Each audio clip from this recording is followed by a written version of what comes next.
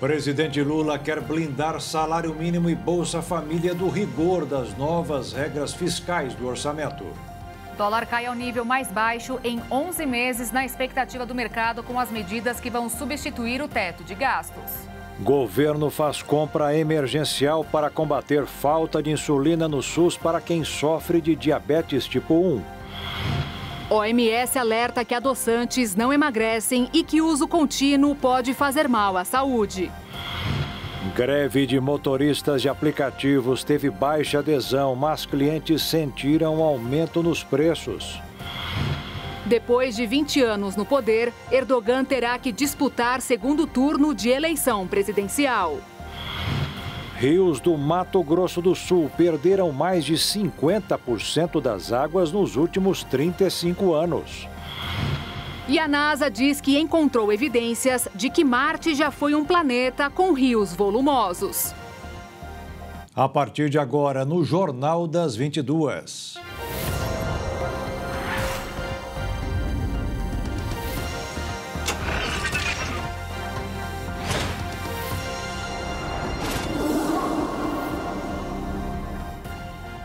Olá, boa noite. Boa noite.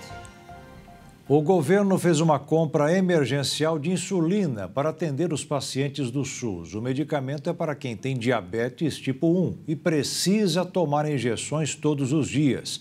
Estava começando a faltar remédio para eles. Segundo o Ministério da Saúde, a falta da insulina análoga de ação rápida ocorre por problemas na produção nacional. A oferta está menor do que a demanda. Por isso, o governo federal tem adotado providências para evitar que os pacientes diabéticos fiquem sem o medicamento. Um contrato emergencial para aquisição de 1.300.000 unidades da insulina análoga de ação rápida foi firmado para atender 67 mil pacientes do Sistema Único de Saúde. A previsão é que esse medicamento seja entregue até o dia 9 de julho, mas o Ministério da Saúde está fazendo negociações para tentar adiantar esta entrega. Além disso, a pasta está monitorando os estoques na rede estadual para fazer eventual remanejamento de doses que estejam sobrando em uma unidade da federação e faltando em outra. O governo federal também autorizou que as secretarias estaduais de saúde façam aquisição direta da insulina para posterior ressarcimento.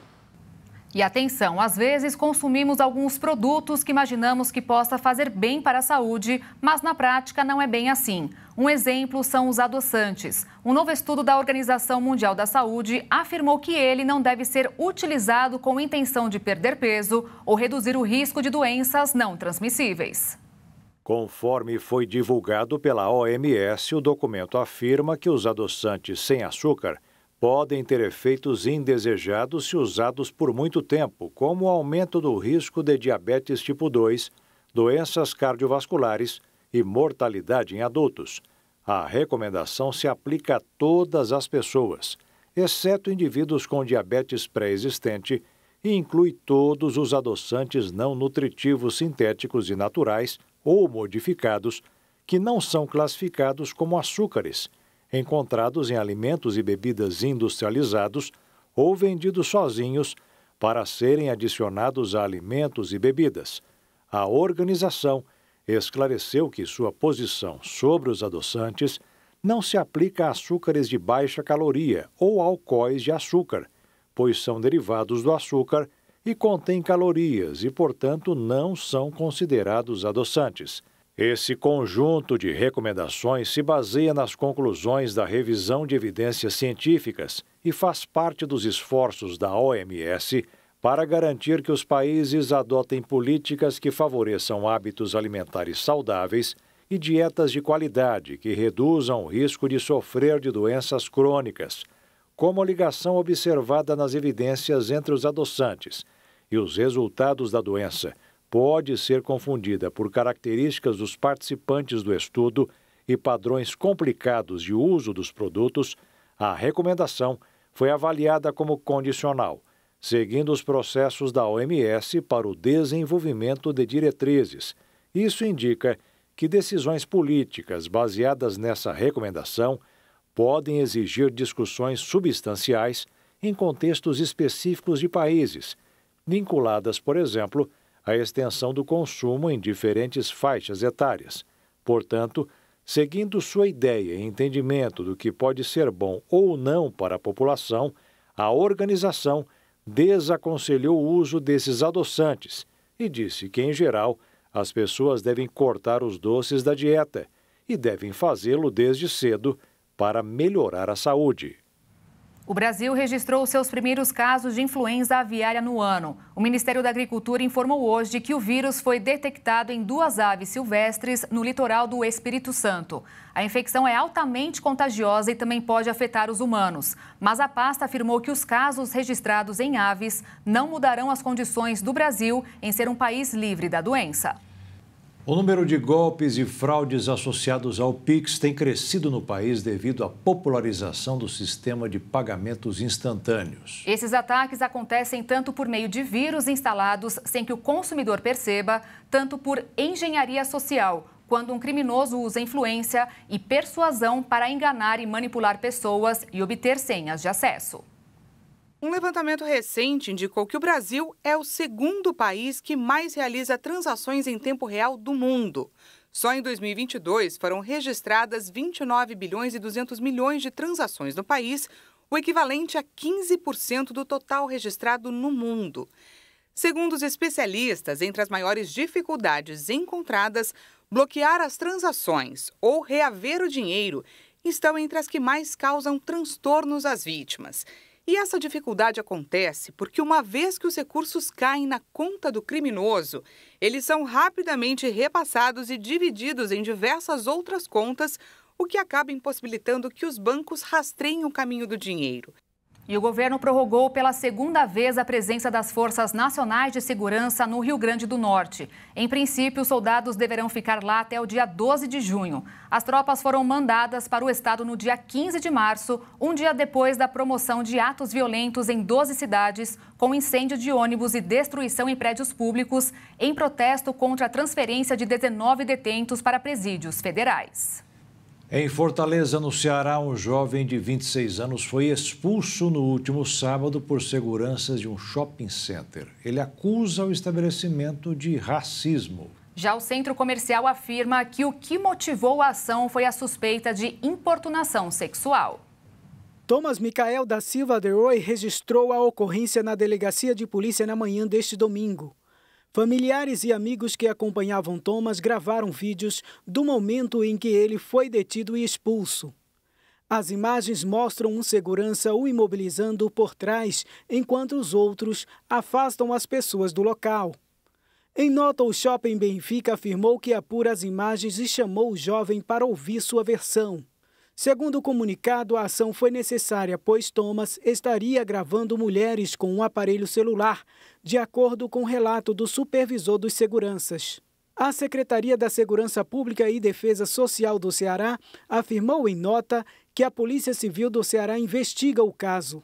De acordo com a pasta, o 34º DP de Fortaleza registrou a queixa do jovem como preconceito de cor ou raça e uma delegacia especializada em crimes de racismo apura o ocorrido. E a seguir, dólar cai ao nível mais baixo em um ano na expectativa das medidas que vão substituir o teto de gastos. E ainda, a greve de motoristas de aplicativos teve baixa adesão, mas os clientes sentiram o aumento nos preços.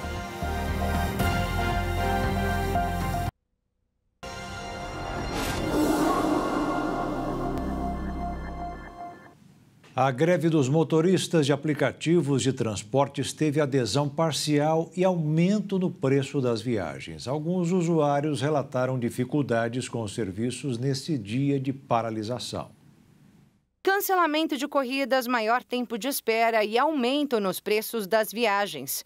Com menos carros de aplicativo circulando pelas ruas do país nesse dia de paralisação de motoristas, esses foram os dramas enfrentados por vários usuários.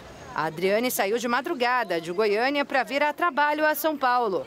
Mas ao desembarcar no aeroporto de Congonhas... Já tem quase 30 minutos que eu cheguei e não consigo pedir nenhum tipo de carro pelo aplicativo. eles cancelam, fala que está chegando. Teve um que pediu para eu cancelar, porque estava com muito trânsito aqui perto, que foi a primeira corrida.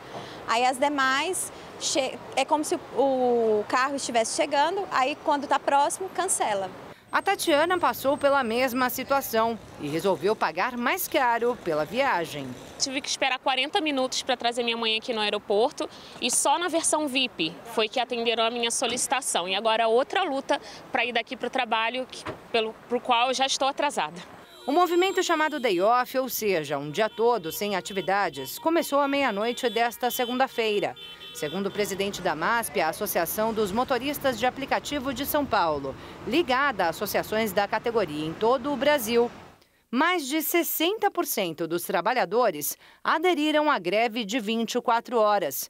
E ele garante que até amanhã o serviço será normalizado, mesmo sem respostas das plataformas às reivindicações.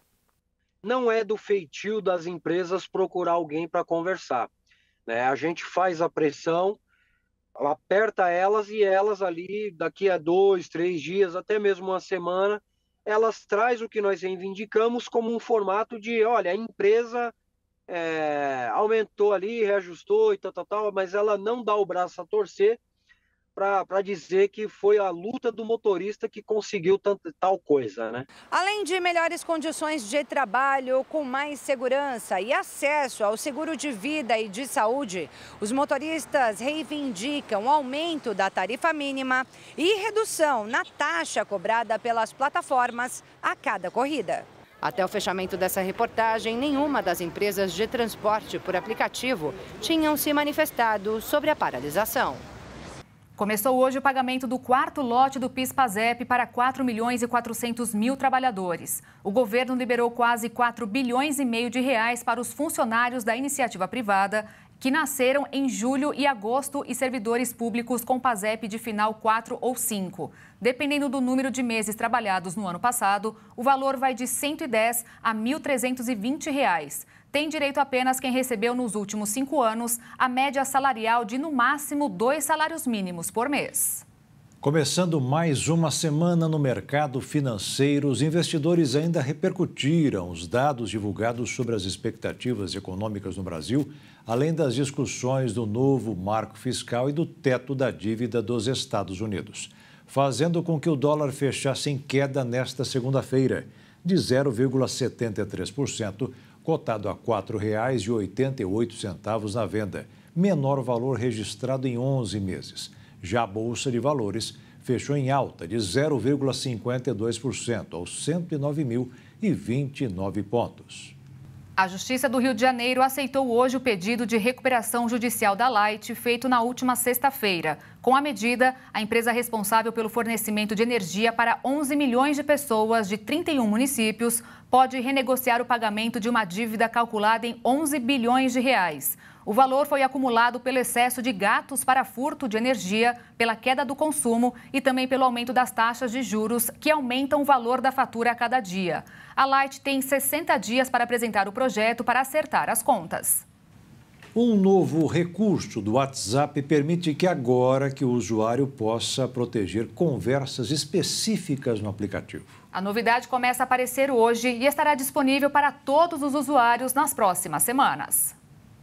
Agora, a nova ferramenta permite ocultar um chat da tela inicial do WhatsApp, que é transferido para uma pasta segura chamada Conversas Protegidas, que só poderão ser acessadas quando a pessoa digita a senha ou usa biometria, como a impressão digital ou facial, já cadastradas no seu dispositivo. Função que também esconde automaticamente o conteúdo dessa conversa nas notificações. Essa funcionalidade, segundo a empresa, é ótima para pessoas que precisam compartilhar seus telefones de vez em quando com um familiar ou para aqueles momentos em que outra pessoa está segurando o seu telefone no momento exato em que chega uma mensagem especial. Para começar a usar essas conversas protegidas, basta abrir o WhatsApp, clicar no nome de um contato ou grupo e selecione a opção de bloqueio para proteger as conversas. Para revelar os chats ocultos, é só arrastar devagar a caixa de entrada para baixo e insira a senha ou a biometria. E a empresa já avisou que nos próximos meses o aplicativo vai ganhar outros recursos de segurança, como a criação de senha personalizada para conversas específicas. Nesse Dia das Mães, muitas mães, aliás, puderam ser presenteadas pelos filhos. Nesta data também é importante para o comércio, mas que perdeu apenas para o Natal e as vendas não foram tão altas como esperado. Não subiram nem 4% na semana que antecedeu o dia aguardado pela maioria das pessoas. A comparação é feita com o Dia das Mães do ano passado. E os economistas afirmaram que a falta de estímulo para as compras e investimentos deverão continuar no Brasil. Os principais motivos são a inflação e os juros altos. E tem muita gente endividada também, viu, Beatriz? É verdade. E esse endividamento é grande em todo o Brasil. A alternativa para muitas famílias é procurar ajuda do PROCON para sair do vermelho. E o que não falta é orientação para o momento atual e também para evitar cair nas armadilhas. Não tem jeito, é difícil resistir à tentação das compras. Quando o gasto é planejado, tudo bem, mas quando não é, o resultado são dívidas e mais dívidas. Eu fico bem atenta. Só em Campo Grande, 60% das famílias estão endividadas. São 192 mil famílias que podem contar com o serviço de apoio para saírem do vermelho. O PROCON tem um núcleo de apoio às famílias superendividadas. O critério para saber se você se encaixa neste perfil é o seguinte: se mais da metade do seu rendimento mensal estiver comprometido com dívidas que não sejam aluguel, prestação de casa, alimentação, água, luz e escola, você pode ser considerado um superendividado. Existe um núcleo dentro do PROCON MS que consegue estar fazendo primeiro um acolhimento, um entendimento da situação de cada consumidor e, inclusive, identificando a questão do superendividamento, a forma de tratar isso com planejamento financeiro e outras possibilidades, inclusive, de entrar em contato aí com os fornecedores para buscar mediações e soluções nesses casos. O Núcleo de Apoio às Famílias Superendividadas do PROCON tem feito por mês cerca de 100 atendimentos. É bacana porque tem muita gente que está endividado por não saber, disso, que aí pode ir atrás e pode quitar essa dívida, através do PROCON.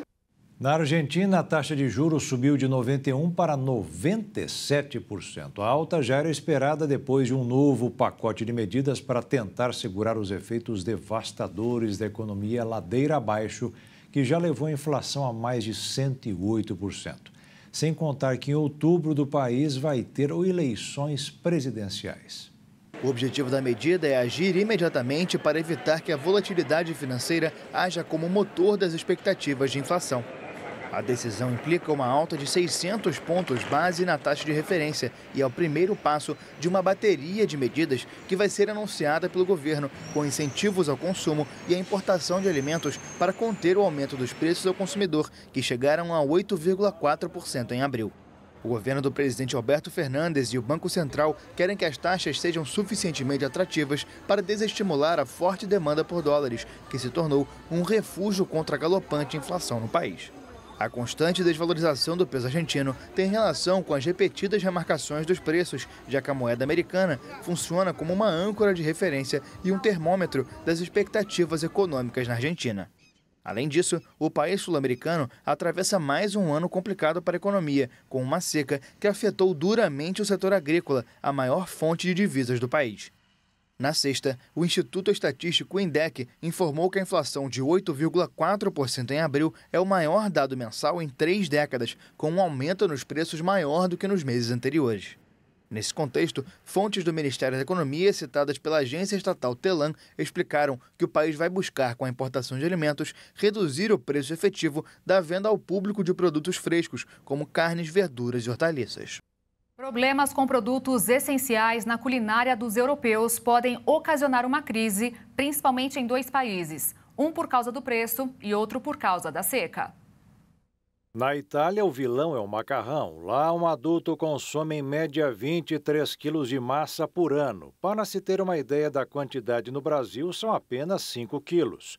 O preço do alimento, que ainda é considerado essencial na mesa de qualquer italiano, subiu mais que o dobro da inflação. O assunto foi levado às autoridades responsáveis pelos preços do país, o Procon italiano, para que a alta seja explicada. Os fabricantes estão sendo acusados de inventar uma crise, com a justificativa de que tudo está sendo provocado pela guerra na Ucrânia.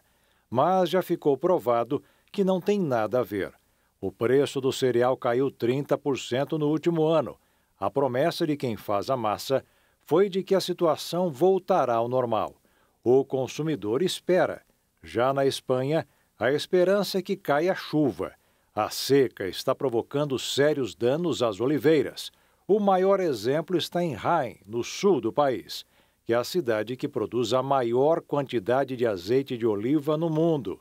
Mas desde o ano passado, houve uma queda de mais da metade, com aumento de 50% dos preços. Além da falta de chuva, as temperaturas de 40 graus não estão dando trégua à região.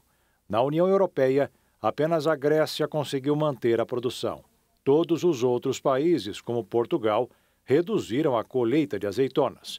Uma oliveira consegue suportar altas temperaturas, mas precisa de mais água. E como os reservatórios da região estão baixos, apenas os moradores e os turistas têm o fornecimento garantido. Os agricultores não. E, de acordo com os serviços de meteorologia da região, os europeus não devem esperar que chova antes de setembro. A perspectiva, portanto, é que os preços continuem em alta. O cacau, que é conhecido na região venezuelana de Chuao como ouro negro, é cultivado de maneira artesanal e a produção de chocolate é seguida à risca pelos colaboradores. Um produto desejado no mundo inteiro, onde turistas não podem colher a fruta. A rodovia que leva à cidade de Chuao, no estado de Aragua, no centro-norte da Venezuela, é rodeada por plantações de cacau. A economia do local gira em torno dessa desejada fruta, da qual é produzido o chocolate. Em Chuao, com cerca de 3.000 habitantes, existe uma regra importante que vale tanto para os turistas quanto para os nativos: não arrancar as frutas. As sementes recém-extraídas repousam cobertas por folhas de bananeira em uma sala de fermentação. O calor sufocante do local é um ambiente perfeito para o grão adquirir o sabor e a textura ideais. Em seguida, o grão é seco ao sol por 8 horas por dia, para depois ser armazenado e embalado. É um processo artesanal que não admite falhas, porque qualquer erro modifica a qualidade do produto. Em Chuao, são produzidas entre 18 e 20 toneladas de cacau por ano, que são vendidas a um empresário asiático e depois transformadas em chocolate. 1 quilo de amêndoas de cacau pode ser vendido por cerca de $10. E a seguir, o presidente Lula quer blindar salário mínimo e Bolsa Família do rigor das novas regras fiscais do orçamento. E veja também, depois de 20 anos no poder, Erdogan terá que disputar segundo turno de eleição presidencial.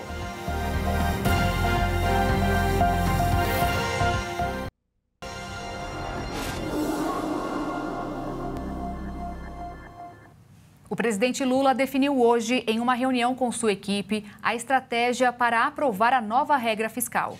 Ele disse que aceita a inclusão de gatilhos para evitar aumento de despesas no caso de descumprimento da meta fiscal, mas defende que fiquem de fora dessas travas o aumento real do salário mínimo e o reajuste do Bolsa Família. O presidente aceita, por exemplo, não conceder aumentos reais para os servidores, cancelar concursos públicos e não autorizar novos benefícios e incentivos fiscais. Mas Lula teme que a redação dos dispositivos determine que o governo federal fique proibido de aumentar despesas obrigatórias, o que pode impedir aumentos reais do salário mínimo. O que, além dele, o reajuste anual do Bolsa Família são bandeiras da campanha eleitoral de Lula e temas prioritários para o presidente da República. Ele considera fundamental a manutenção dessas duas políticas para combater a pobreza e fazer o país crescer. Na reunião, Lula orientou sua equipe a pedir que o PT não apresente emendas ao relatório que foi acordado com líderes, desde que o salário mínimo e a Bolsa Família fiquem de fora dos gatilhos. O ministro da Fazenda, Fernando Haddad, e o secretário do Tesouro Nacional, Rogério Serón, se encontraram nesta segunda-feira com o presidente da Câmara, Arthur Lira, em Brasília, para discutir o texto da nova regra fiscal. O relator da proposta na Câmara, Cláudio Cajado, do PP da Bahia, também participou do encontro. O deputado Cajado vai apresentar seu relatório junto aos líderes da Câmara com a expectativa de que cheguem a uma versão final. Segundo ele, quando estiver fechado, o relatório deve se tornar público. O texto original está sendo discutido e ajustado pelo deputado junto às diferentes bancadas da Casa, desde o início de abril, quando foi enviado pelo governo Lula ao Congresso. O presidente da Câmara dos Deputados voltou a reclamar hoje da pressão das Big Techs, como o Google, contra o projeto de lei das fake news. Arthur Lira disse que agora não existe um prazo para colocar a medida em votação. O projeto deveria começar a ser discutido em plenário no último dia 2 de maio, mas diante das campanhas para pressionar parlamentares, foi adiado. O Supremo Tribunal Federal formou maioria hoje para tornar réus mais 245 denunciados pela Procuradoria-Geral da República pelos atos de 8 de janeiro em Brasília. No início do julgamento, o Supremo avaliava 250 denúncias, mas houve problemas técnicos no plenário virtual e 5 casos foram retirados de análise. Prevaleceu o voto do relator, ministro Alexandre de Moraes. Nesta terça-feira, a Corte vai analisar mais denúncias de envolvimento nos atos. Este será o 5º conjunto de denúncias a ser analisado. Até agora, o STF já aceitou 550 denúncias da PGR. O ex-presidente Jair Bolsonaro, do PL, transferiu aproximadamente R$660 mil de suas contas bancárias do Brasil para os Estados Unidos. A informação foi revelada agora à noite em coletiva de imprensa pela defesa do ex-presidente. Segundo eles, a transferência ocorreu por medo de o governo de Luiz Inácio Lula da Silva cometer erros na condução da economia do país. Segundo o advogado Marcelo Bessa, Bolsonaro acredita que o melhor a fazer é tirar o dinheiro do país e foi o que ele fez, tudo devidamente registrado pelo Banco Central. Ocorreu no dia de ontem as eleições preliminares da Turquia. De um lado, o atual presidente, que já está há 20 anos no poder. Do outro, um líder de um partido social-democrata laico. Com o resultado, eles participarão do segundo turno da eleição presidencial do país no dia 28 de maio. Milhões de cidadãos foram às urnas neste domingo para uma eleição presidencial cercada de incertezas. Resultados preliminares indicam que a definição do próximo chefe de Estado ficou para o dia 28 de maio e um segundo turno.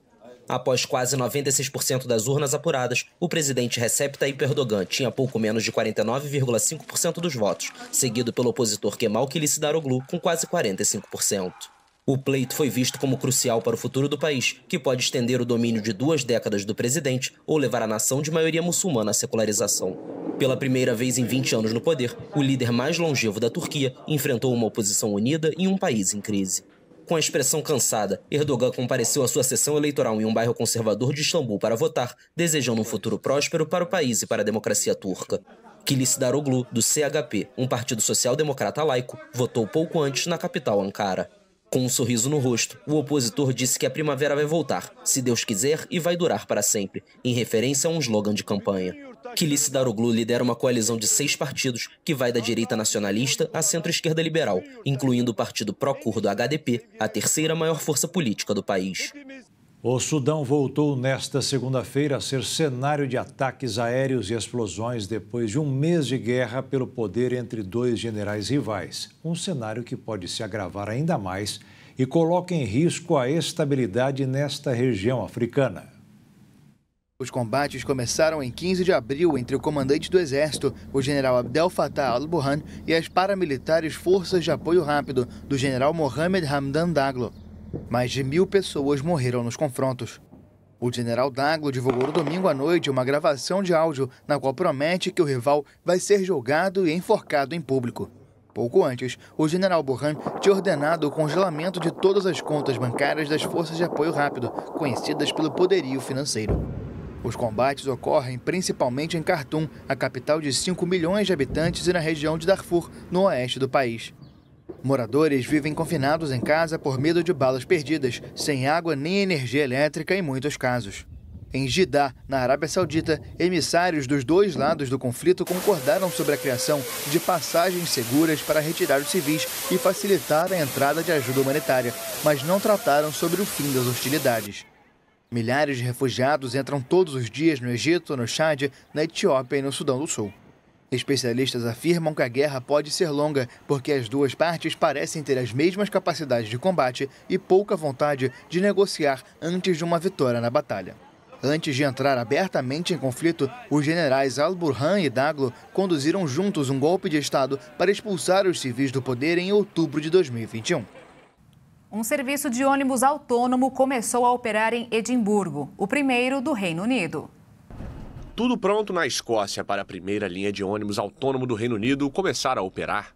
É uma rota de 22 quilômetros no oeste de Edimburgo. Embora os ônibus tenham pilotos automáticos, funcionários vão estar nos veículos para verificar se a tecnologia funciona corretamente e assumir o controle em caso de emergência. É algo novo, emocionante de ver, é parte da nossa revolução tecnológica. É bom. A legislação britânica ainda não permite a circulação de veículos totalmente autônomos em vias públicas. Os ônibus contam com um sistema de inteligência artificial a bordo para detectar outros veículos na via, além de câmeras e radares que escaneiam a pista para evitar pedestres. Os sistemas são projetados para aumentar a segurança. O motorista agora tem uma visão de 360 graus e o sistema pode responder mais rápido que um ser humano em termos de tempo de reação. E sempre haverá um motorista de segurança, mesmo quando o ônibus estiver dirigindo sozinho. Portanto, se alguém precisar assumir o controle, isso pode ser feito. Os ônibus, 5 no total, poderão trafegar a velocidade de até 50 km por hora. A previsão é transportar cerca de 10 mil passageiros por semana.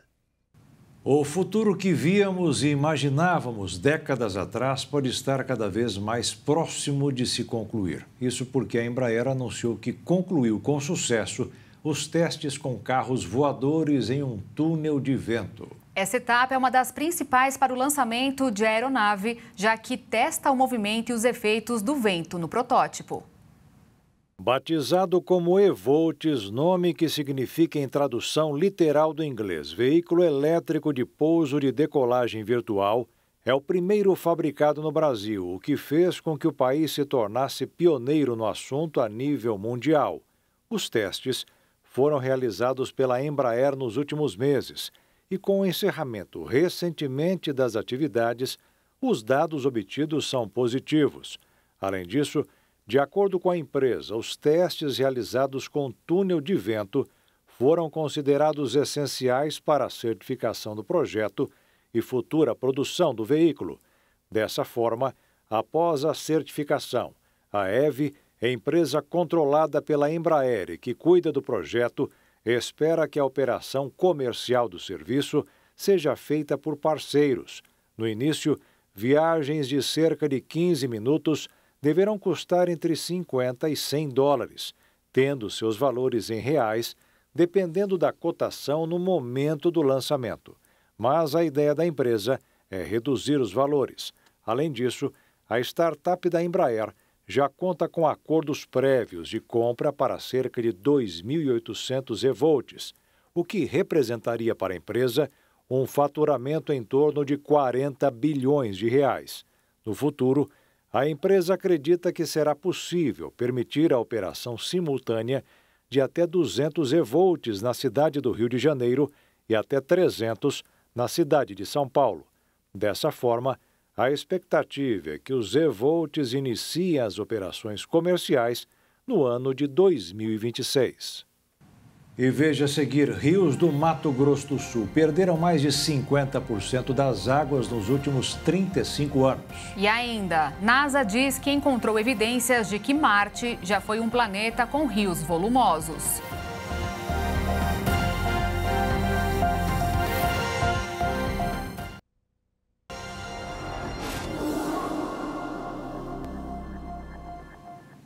Começou hoje a 21ª Semana Nacional de Museus com eventos de graça em todo o Brasil. Mais de 1.100 museus de todo o país realizam atividades com o tema Museus, Sustentabilidade e Bem-Estar. São ações que destacam a importância dos museus como espaços que promovem a sustentabilidade e o bem-estar. Aqui no estado de São Paulo, 192 instituições participam dessa 21ª Semana Nacional de Museus.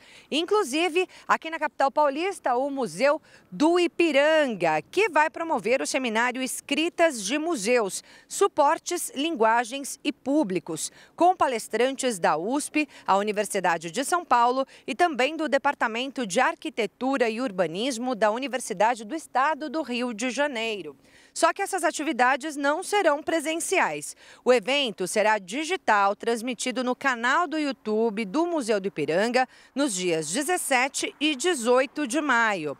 Não é preciso fazer inscrição e quem tiver 75% de presença nas 3 atividades previstas receberá um certificado de participação. Lembrando que essas atividades são gratuitas. Também aqui na capital paulista, a Pinacoteca promoverá uma ação, incluindo uma visita técnica sobre abordagens educativas com pessoas em situação de sofrimento psíquico. Mas, como eu disse, tem uma variedade de exposições, palestras e outras atividades que serão realizadas em museus de todo o país nessa 21ª Semana Nacional de Museus, que acontece até o dia 21 de maio, próximo domingo. Para ter aí acesso à agenda completa, acesse o site gov.br/museus. A cidade de São Paulo registrou a madrugada mais fria do ano nesta segunda-feira. Segundo dados do Centro de Gerenciamento de Emergência da Prefeitura, os termômetros atingiram uma média de 11 graus. E também teve neblina e nevoeiros. A madrugada de hoje não foi recorde, já que a menor temperatura foi de 8,6 graus na região de Perus. A cidade permanece em estado de atenção para baixas temperaturas desde quinta-feira pela Defesa Civil. Para os próximos dias, a tendência de temperaturas baixas nas madrugadas, mas sobem ao longo do dia e não há previsão de chuva. O time de futebol América Mineiro anunciou hoje a rescisão de contrato com o lateral direito Nino Paraíba. O jogador é mais um dos atletas citados na Operação Penalidade Máxima do Ministério Público de Goiás, suspeito de participar de um esquema de manipulação de jogos do Campeonato Brasileiro do ano passado. Na época, o jogador ainda atuava pelo Ceará e teria recebido R$40 mil para levar um cartão amarelo durante uma partida. Em nota, o América informou que Nino Paraíba pediu demissão. Nos últimos 35 anos, o volume de água nos rios do Mato Grosso do Sul diminuiu 57%. A escassez dos recursos hídricos tem preocupado as autoridades. A água é o mais importante elemento para a vida animal e vegetal. 70% do planeta é formado por água, destes apenas 1% potável. Do total de água disponível, 97% estão nos mares e oceanos e 3% nos rios. Mato Grosso do Sul está entre os estados brasileiros que mais perderam recursos hídricos nas últimas décadas. Para este pesquisador da Universidade Federal da Grande Dourados, vários são os fatores que colaboram para esta perda. Cada um de nós temos uma parcela de culpa nesse processo, desde nós, ser humano, que estamos nos procriando e tendo a urbanização, o aumento da população, a área industrial no mau uso, talvez, desses recursos hídricos e o agro, né? O agronegócio, da utilização da irrigação, até mesmo, talvez, no uso indevido de alguns agrotóxicos que podem causar a diminuição e a perda da qualidade da água desses recursos hídricos. Nos últimos 35 anos, o volume de água nos rios mato-grossenses diminuiu 57%. A escassez destes recursos hídricos tem preocupado as autoridades. Os dados são de uma pesquisa feita pela MAP Biomas. Integrante da Comissão de Meio Ambiente da ALEMES, Assembleia Legislativa de Mato Grosso do Sul, este deputado explica que inúmeros segmentos que dependem dos lençóis freáticos estão sendo prejudicados por conta desta perda hídrica. Esse é um fenômeno que tem acontecido em todo o Brasil. E Mato Grosso do Sul não é diferente. Um estado que se desenvolve, que amplia suas fronteiras agrícolas e, consequentemente, existe uma necessidade de mais investimentos né, na proteção de microbacias, na preservação de matas ciliares. E, diante disso tudo, nós temos discutido na Assembleia Legislativa ações e também apontando caminhos para que nós possamos ser um Estado que produz e também possa manter a preservação, tendo essa sustentabilidade. Não é uma novidade para os cientistas que em algum momento da história possa ter existido água em Marte. Porém, uma nova descoberta sugere que, além de lagos e riachos, o planeta vermelho tinha um rio possivelmente volumoso e agitado. A descoberta foi realizada durante uma expedição do rover Perseverance da NASA, que está em missão desde 2020, explorando a geologia e o clima passado de Marte. Segundo a pesquisa, essas imagens reveladas pelo rover indicam que um rio de alta energia transportava muitos detritos. Segundo ela, quanto mais poderoso o fluxo de água, mais facilmente é capaz de mover pedaços maiores de material, e é exatamente o que pode ser visto nas imagens. Segundo a NASA, os cientistas têm certeza que essas camadas curvas registradas foram formadas por uma água que flui de maneira intensa, mas agora a dúvida é entender que tipo de rio seria. Ele pode ser um rio que serpenteia como uma cobra pela paisagem, a exemplo do rio Mississippi, ou um rio trançado que forma pequenas ilhas. Isso porque, quando vistas do solo, essas camadas dão sinais de que podem ser os restos das margens de um rio que mudaram ao longo do tempo, ou os restos de bancos de areia que se formaram no rio. A especulação dos pesquisadores é de que as camadas provavelmente eram muito mais altas no passado. A suspeita deles é que depois que essas pilhas de sedimento se transformarem em rocha, elas foram sopradas pelo vento ao longo das eras e esculpidas até o tamanho atual. De acordo com a NASA, ter mais compreensão sobre os ambientes aquáticos de Marte ajuda os cientistas a procurarem sinais de vida microbiana antiga que pode ter sido preservada nas rochas do planeta. A imagem divulgada pela NASA é um mosaico composto por 203 imagens individuais que foram costuradas após serem enviadas de Marte. Os brasileiros agora podem ver de perto os artefatos do programa espacial Apollo, que levou humanos à superfície da Lua entre 1969 e 72, sem precisar viajar até os Estados Unidos. Na semana passada foi inaugurada em Canela, no Rio Grande do Sul, na Serra Gaúcha, a exposição Space Adventure. Originalmente pensada como exposição intermitente, ela foi trazida a São Paulo para uma curta temporada entre setembro e outubro de 2021. Mas os resultados encorajaram os organizadores a desenvolver um espaço para abrigar boa parte do acervo no Brasil, em caráter permanente. A inauguração contou com a presença de autoridades estaduais e federais e a visita de Charlie Duck, de 87 anos, piloto da missão Apollo 16, penúltima a visitar a superfície lunar, em 1972. Ele é um dos 3 astronautas ainda vivos, dentre os 12, que já tiveram a chance de caminhar sobre o solo lunar. O conjunto de peças concedido pelo Museu e Centro de Educação Espacial Cosmófrid Hudson, no Kansas, nos Estados Unidos, cobre todos os programas tripulados da NASA, com especial ênfase nos 3 primeiros, Mercury, Gemini e Apollo. Um dos trajes usados por John Young, comandante da Apollo 16, durante a viagem à Lua, é apenas um dos artefatos originais que podem ser vistos de perto.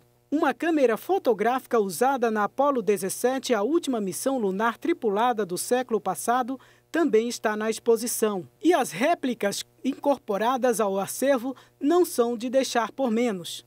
As mais impressionantes são uma cápsula Apollo e um módulo lunar em tamanho natural, o veículo com o qual os astronautas desceram à Lua. Também há um ambiente de simulação do solo lunar e uma réplica menor que sua versão real do LRV, usado pelos tripulantes para longas travessias pela superfície do satélite natural. Parte da exposição também aborda peças de programas não tripulados, como uma réplica do revólver Marciano Opportunity e há foco em elementos dos atuais esforços da NASA, em particular do programa Artemis, que deve levar humanos a imediações da Lua, pela primeira vez no século XXI, a partir de 2024. Os 4 tripulantes escalados para a viagem foram anunciados recentemente pela NASA. Será a primeira vez que uma mulher, um negro e um não-americano irão além da órbita terrestre baixa.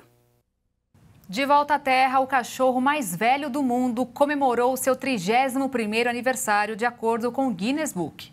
Bobby ganhou nessa festa, para pelo menos 100 convidados, onde mora com a família em Portugal. Bobby, da raça Rafeiro do Alentejo, celebrou com uma festa na sua casa na Vila Portuguesa para cerca de 100 convidados. A festa tradicionalmente portuguesa tinha no cardápio carnes e peixes para todos os presentes e um extra para o aniversariante, que só come comida para humanos. Um grupo de dança também se apresentou. A idade de Bobby também foi verificada por uma base de dados de animais de estimação licenciada pelo governo português. Bobby teve a quem puxar, já que sua mãe, Gira, chegou na mesma idade. De acordo com o seu tutor, um dos principais fatores que contribuíram para a longevidade do animalzinho é o ambiente pacífico e tranquilo em que ele vive. E o Jornal das 22 termina aqui. Obrigada pela sua companhia, um ótimo fim de noite, início de semana para você e até amanhã. Uma boa noite, fique na paz. Tchau.